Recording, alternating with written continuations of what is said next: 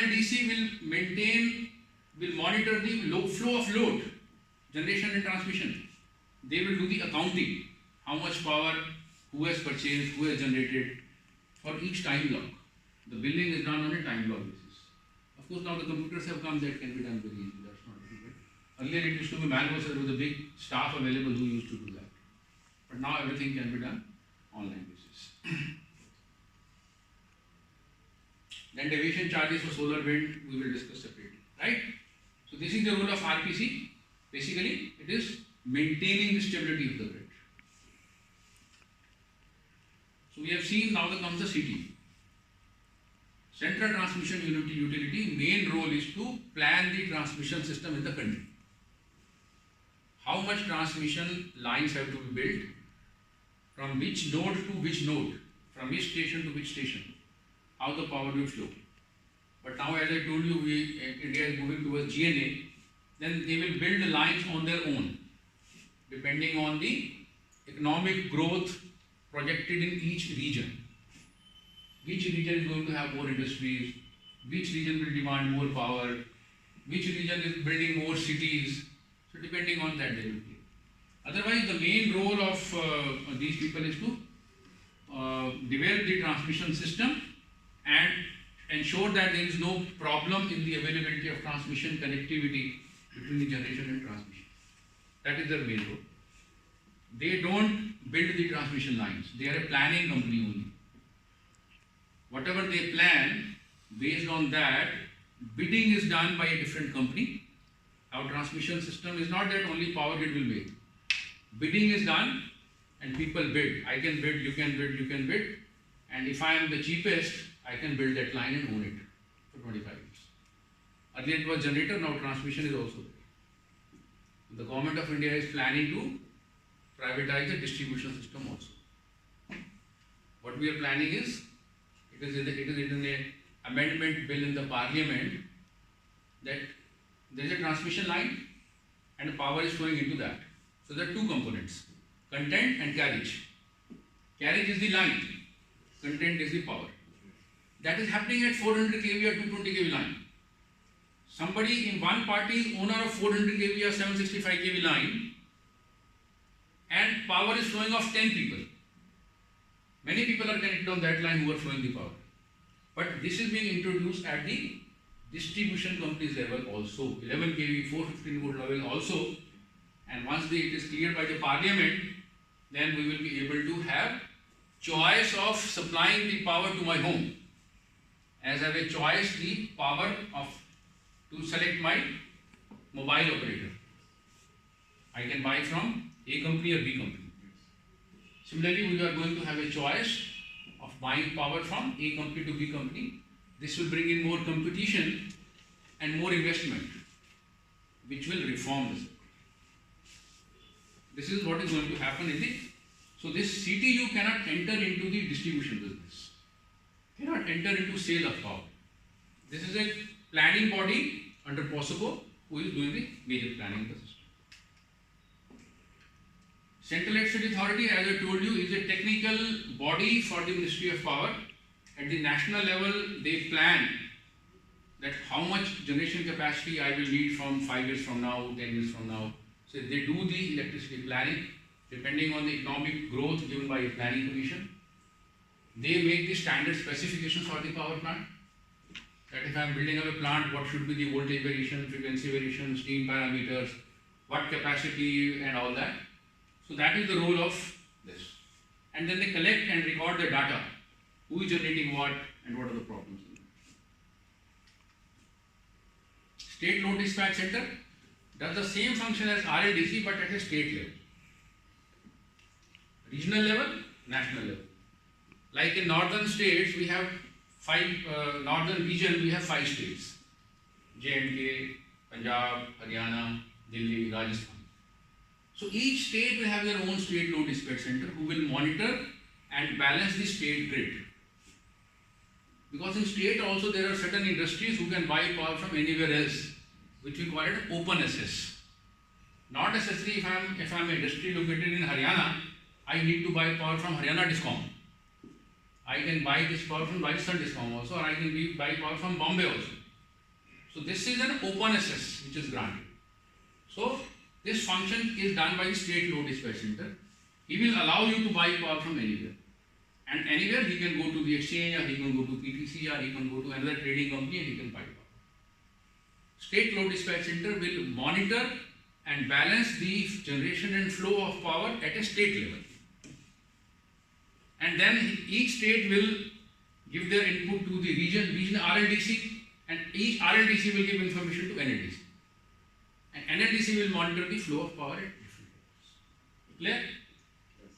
Understood? Yes, sir. Anything? Clear.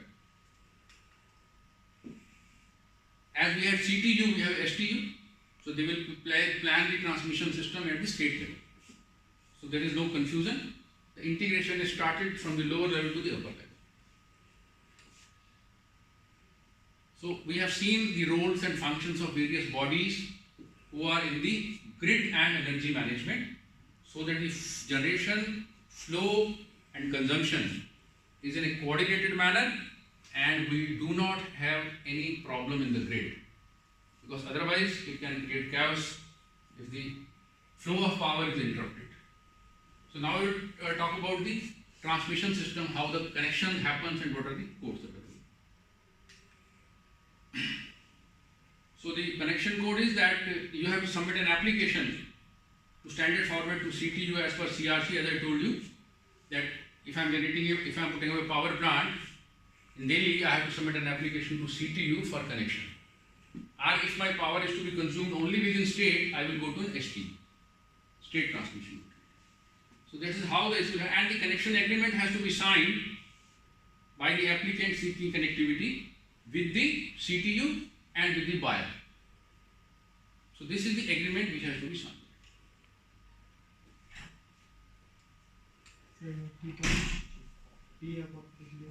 Whatever you said. Coffee? Coffee then? Tea.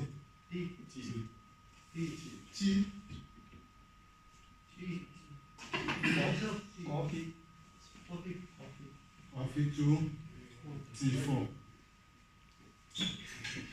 So the technical requirements of connectivity to grid is very important. Is the reactive power compensation, because the transmission line, if you charge, it needs reactive power for charging. Electrical engineer will understand that if I charge an open transmission line, then the voltage at the receiving end is higher than the sending end. It is called Ferranti effect.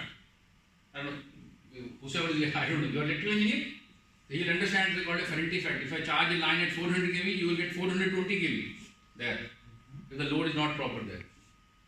So the reactive power compensation has to be done in a very efficient manner for managing the grid.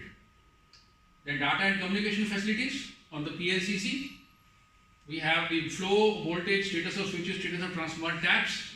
This information flows to RLDC, RLDC to NLDC, NLDC to NPC. So we maintain, as I was telling you, we have entire status availability of all 220 kV, 400 kV and 765 kV transmission lines, switches, breakers and transformers.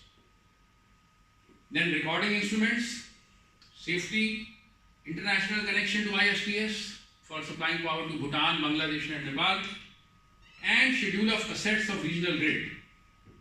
What are the transmission system available, what is the PLCC available, what is the transmission line available, and all those records are maintained in the grid. We go for operating philosophy. We have seen the roles and the responsibilities, we have seen the connectivity. Now comes the operation. Although I have explained you during the process, operation also.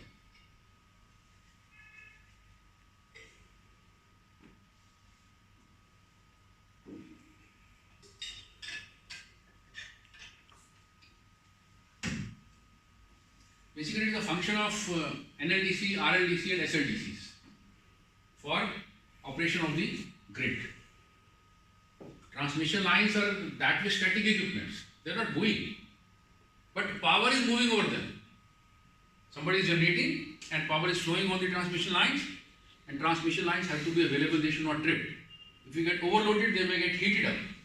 So one has to maintain the healthiness of transmission lines, and generally in country, the availability of transmission lines of 220 kV and above is 99.98%.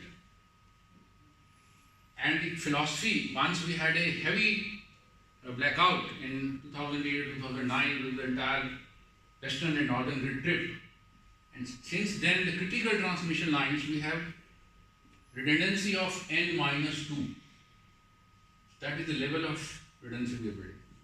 If a transmission line is originating from a generating station to a substation, it will have n-2 lines. That means 3 lines will be there.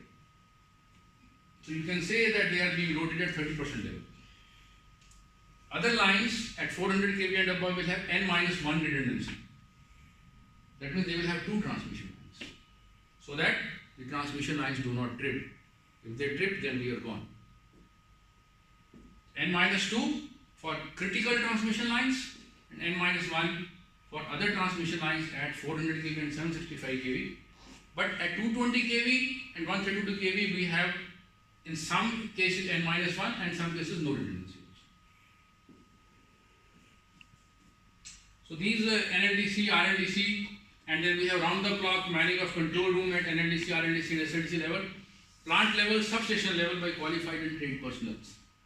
So starting from the substation level, you have the information available traveling to the central control room at Delhi, at Piparia, the place name. So this all has been built and the information is flowing. And this has been possible with the help of only fiber optics, which is laid over the transmission lines in the earth wire. The earth wire going at the top of the transmission tower is having a fiber optic core going in that, on which the information is flowing. Otherwise, you cannot flow this information. And with fiber optic, the information flow is very reliable and real-time basis. There is very little time lag. You know really what is happening at what time.